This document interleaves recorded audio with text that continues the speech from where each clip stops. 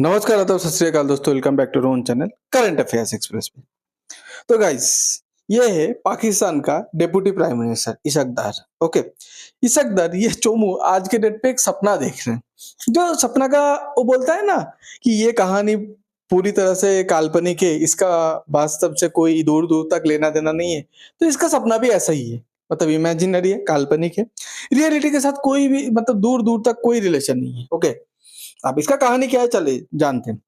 ये आज के डेट पे सपना देख रहे हैं कि हम लोग एक नया ब्लॉग बनाएंगे पाकिस्तान, चाइना और बांग्लादेश के साथ। फिर उसके बाद धीरे धीरे इंडिया का जो भी आजू बाजू पड़ोसी कंट्री है लाइक नेपाल, भूटान, श्रीलंका, मालदीव्स, इसको ज्वाइन करेंगे करके एक सार्क जैसा ग्रुप बनाएंगे, मतलब इंडिया लेस सार्क। ओके, अब शार्क नहीं है गाइस, सार्क है, SAARC। ओके, अब मतलब ऐसा ग्रुप रहेगा जिसमें सारा रीजन तो रहेगा। सार्क पे क्या था, इंडिया था, इधर इंडिया को चाइना के साथ रिप्लेस करने की सोच रहे। ओके, अब देखिए यही है Pakistan bid for south Asian block without India gain attention. अब पता है इसको अटेंशन देने वाला पाकिस्तान का जो जिस फील्ड पे पाकिस्तान इंडिया से भी बेटर है, झूठ फैलाने में, information warfare, spreading lies. Okay, Pakistan China तो झूठ के बेसिस पे ही बना है, ठीक है। तो जो भी है, उन लोग का ट्विटर मीडिया जो भी है, सोशल मीडिया हैंडलर एक्टिव हो गया, तो इसको अभी बहुत अटेंशन मिल रहा है आज के डेट। अब देखिए, पहले समझते हैं सार्क। सार्क एक ग्रुप है, ओके, जो साउथ एशियन ग्रुप बोला जाता है। Okay, south Asian, okay, regional cooperation. अब सार्क पे कौन कौन सा कंट्री आता है, देखिए सार्क पे आता है अफगानिस्तान। ओके, उसके बाद आता है आपका, सार्क पे आता है भूटान, उसके बाद आता है आपका मालदीव्स, उसके बाद पाकिस्तान। ओके, इसके बाद बांग्लादेश, इंडिया, नेपाल, श्रीलंका। तो आप देख सकते हैं कि इंडिया का सारा पड़ोसी कंट्री जिसके साथ इंडिया बॉर्डर शेयर करता है, ओके, या वाटर बॉडी शेयर करता है। अब बोलेंगे अफगानिस्तान तो नहीं करता।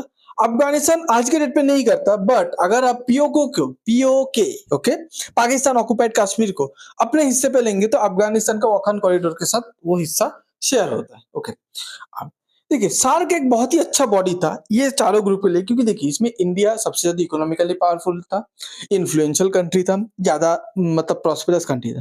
तो सार्क का कुछ मतलब आइडियोलॉजी था, कुछ प्रिंसिपल था, वो देखिए जैसे साफ्टा, मतलब SAARC introduce South Asian free trade association. मतलब हमारा जो ये सार्क का जो कंट्री रहेगा आपस में फ्री ट्रेड करेंगे, मतलब एक दूसरे से मतलब टैक्स नहीं लगाएंगे सामान पे। तो देखिए इंडिया आज के डेट पे चाइना से कितना सारा माल इंपोर्ट करता है। यही माल अगर सार्क सक्सेसफुल रहता आज के डेट पे तो पाकिस्तान से इंपोर्ट करता, इंडिया खरीदता, पाकिस्तान का कमाई होता, मालदीव से करता, बांग्लादेश से करता, उसमें कोई टैक्स नहीं लगाता। सार्क फूड बैंक, जिस भी कंट्री पे खाने की बहुत मतलब अगर मान लीजिए फूड शॉर्टेज हो गया, इंडिया के पास पता है इंडिया आज के डेट पे मतलब खाना को लेके बहुत बहुत बहुत सिक्योरिटी रखते हैं। इंडिया फूड को सप्लाई करते हैं पूरा दुनिया पे, पर खुद के कंट्री के लिए आज के डेट पे नेक्स्ट 2 इयर्स तक का इंडिया फूड स्टोर करके रखता है हमेशा।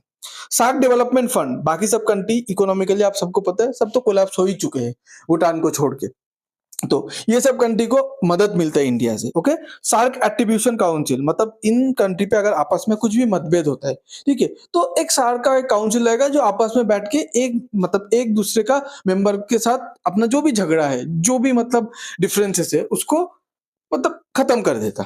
ओके, बट इसमें क्या है, पाकिस्तान पाकिस्तान की वजह से इंडिया सार्क को पूरा इनएक्टिव कर दिया। सार्क का लास्ट मीटिंग आई थिंक 2013 या 14 पे लास्ट हुआ था, आज से 10-11 साल पहले। ओके, 10-11 नहीं, 11-12 साल पहले। अब सार्क को खत्म करके इंडिया सोचा कि पाकिस्तान को तो हम लोग ऐसे सपोर्ट नहीं कर सकते, क्योंकि क्या फायदा, हम पाकिस्तान को सपोर्ट करेंगे, पाकिस्तान उधर से आतंकबाजी भेजेंगे तो क्या फायदा। अब सार्क ग्रुप को इग्नोर करके इंडिया ने एक देखिएगा, इंडिया ने एक नया ग्रुप बनाया जिसको बोला जाता है बिम्स्टेक। बिम्स्टेक मतलब ये ज्यादातर बे ऑफ बंगाल के कंट्रीज को फोकस करते हैं, ठीक है। इसमें देखिए सारा कंट्रीज तो है, पर दो कंट्रीज को कहीं ना कहीं, तीन कंट्रीज को आज के डेट पे कहीं ना कहीं छोड़ दिया गया। अब बोलेंगे कौन सा, देखिए बांग्लादेश है, थाईलैंड को ऐड किया गया है, नेपाल था वो भी है, इंडिया था वो भी है, म्यांमार नहीं था, ठीक है, उसको ऐड किया गया है। उसके बाद भूटान है, उसके बाद श्रीलंका है। कौन कौन से कंट्री को छोड़ा है सार्क से, एक देखिए पाकिस्तान, उसका आदत की वजह से छोड़ा है, मालदीव्स को छोड़ा है और अफगानिस्तान को छोड़ा है। आप बोलेंगे अफगानिस्तान मालदीव्स को क्यों छोड़ा, मालदीव ज्यादातर मतलब कभी ना कभी चाइना का नैरेटिव दोहरा रहा था, तो इंडिया बोला ठीक है हम लोग मालदीव के साथ अलग से डायलॉग रखेंगे, ठीक है, बायलैटरल, ग्रुप पे नहीं रखते। और अफगानिस्तान के साथ ये नहीं करता था क्योंकि अफगानिस्तान में कोई स्टेबल गवर्नमेंट नहीं था, इसीलिए अफगानिस्तान के साथ भी बायलैटरल डायलॉग रखने के बारे में सोचता था इंडिया। ओके, अब पर आज के डेट पे ये ग्रुप इमेजिनरी क्यों है, मैं आपको बताता हूँ। देखिए, ये ग्रुप आज के डेट पे पहले बनने की मतलब ये ख्वाहिश क्यों आया?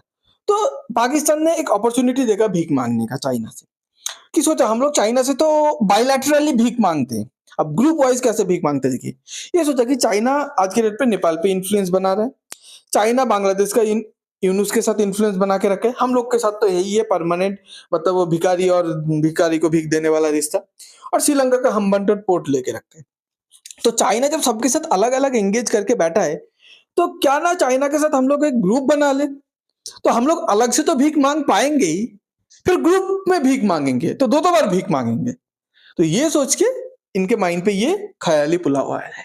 ओके, अब इन बीजिंग एंड दिल्ली आज की डेट में ये पॉसिबल क्यों नहीं देखिए? 2 रीज़न है। चलिए बांग्लादेश इसमें ऐड हो जाएगा, मैं बताता हूँ, फिर ऐड होके भी नहीं हो पाएगा। इसमें पाकिस्तान मान लीजिए चाइना के साथ एक ग्रुप बना लिए, अमेरिका को इग्नोर करते हुए, बट इसमें जो श्रीलंका है एक पार्टी, भूटान कभी नहीं जाएगा, ठीक है? श्रीलंका जो एक पार्टी है, श्रीलंका आज के डेट पे इंडिया और चाइना के बीच जो रिलेशन है बैलेंस करने की कोशिश कर रहा है श्रीलंका का न्यू गवर्नमेंट। तो वो कभी नहीं चाहेगा कि चाइना के साथ बायलैटरल डायलॉग तो करेगा, पर एक ग्रुप ऐसा ग्रुप पे वो शामिल नहीं होना चाहेगा जो इंडिया को बुरा लगे और इंडिया को एक थ्रेट लगे। ओके, उसके बाद देखिए यूएस, अब देखिए श्रीलंका पे जब क्राइसिस आया था तो चाइना ने उसको लोन देके मदद नहीं किया। कौन लोन दिया था? आईएमएफ के पास जाना पड़ा। आईएमएफ मतलब यूएसए का इन्फ्लुएंस, और यूएसए का सेनेट आज के डेट पे ऑलरेडी ये जो चाइना का जो जहाज, चाइना का जो शिप श्रीलंका पे विजिट करता है, इसको पसंद नहीं करता। तो डायरेक्ट अगर ऐसा ग्रुप बनाएगा तो आईएमएफ उसको फंडिंग लोन देना बंद कर देगा, और श्रीलंका की इकोनॉमी ऐसे ही कोलैप्स कर चुका है। दूसरा चीज है, यूनुस जितना भी चाइना चाइना आज के डेट पे कर ले, पर यूनुस को जब पैदा किया गया है ना, यूनुस जो बांग्लादेश पे गद्दी पे बैठा है ना, वो अमेरिका के भरोसे बैठा है।